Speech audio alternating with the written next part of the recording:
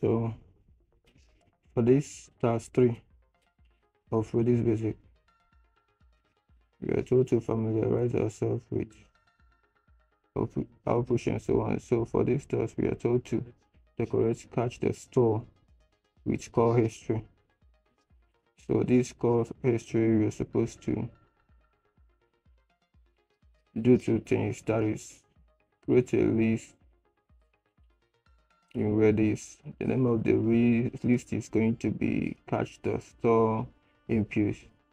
Then for catch the store impulse, any argument that is passed to catch the store, we are going to get it and append it to catch the store impulse in Redis. Then we create another one called catch the store output.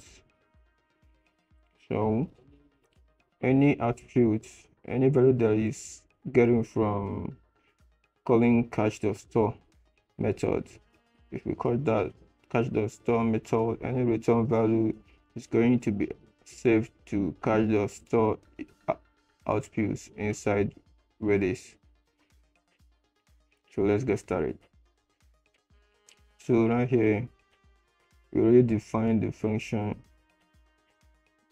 and annotated the function, and then dot string, and then use functools to wrap the method, and then define an inner function called wrapper.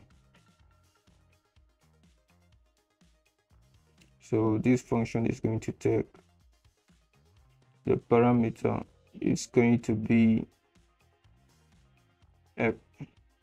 all the parameters that we're going to use to call catch the store method. And then let's start.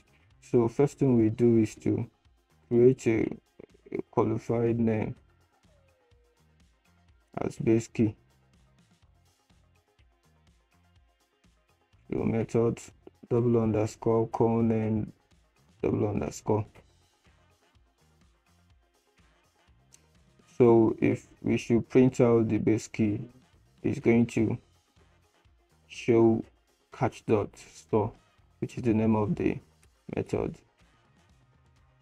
So next thing is we create keys for Redis list to store input.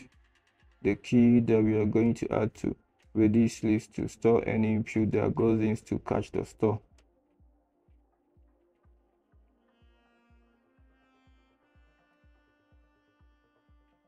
So we use an F string to create the key. Remember, this is from the requirements, the way they want the keys to appear. And then, so this key for storing impulse argument, the impulse argument, they're going to come from catch the store. Any argument that is passed to catch the store, that's what we are going to save into impulse key. And then for the attributes key,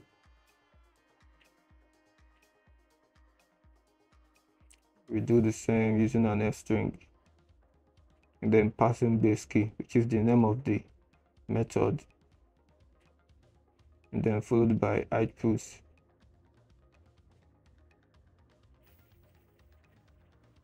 So again, the outputs will be cutting from calling the catch the store method, because catch the store output,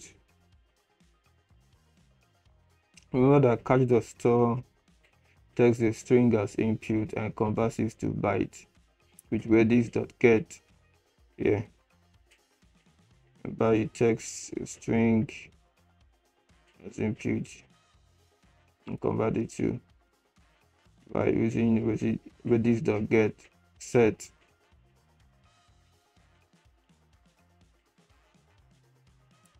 So whatever that we get from the output will be saved to this output key.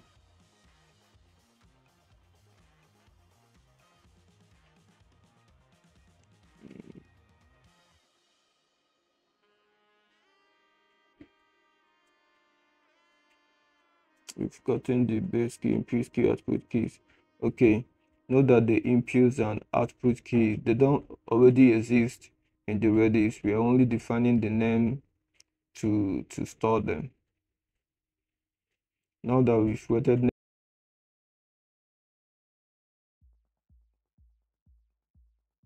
we have to convert the input arguments to normalize the string representation. So we say input data is equal to,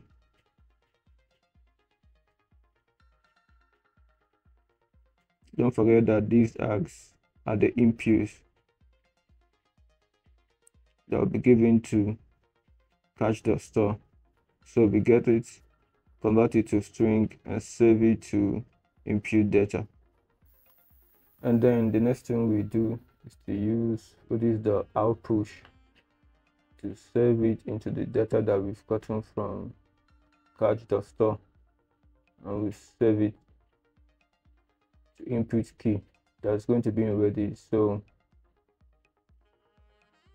we say save dot Redis dot out push, and then we pass in the input key, which is going to be the key, and then input data that we got from the arguments from the catch.store to be the value here.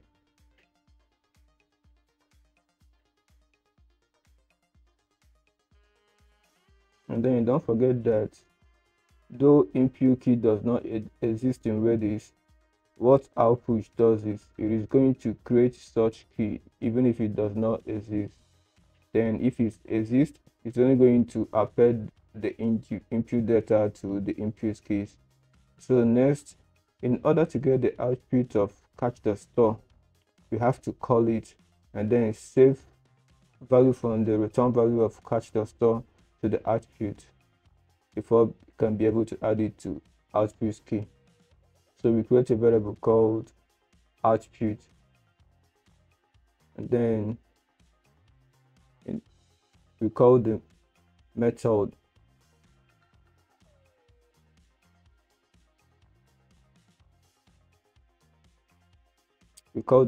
and whatever the return value is, we save it to output.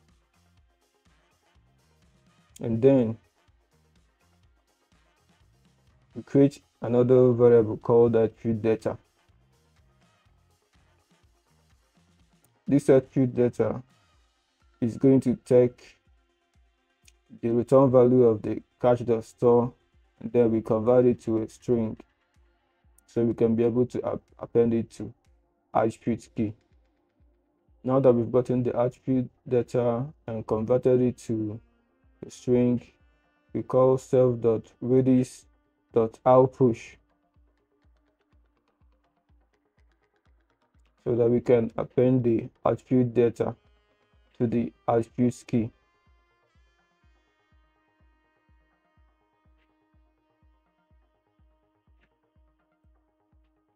So we pass the output key, which is the key, and then the output data, which is the value of the output key. Output data will be the value, which is converted to a string from catch.store will be the value of output key. So next thing we do is we return output, and then of course finally, not finally, we return wrapper, and then finally we have to decorate the store methods, which I've already done here.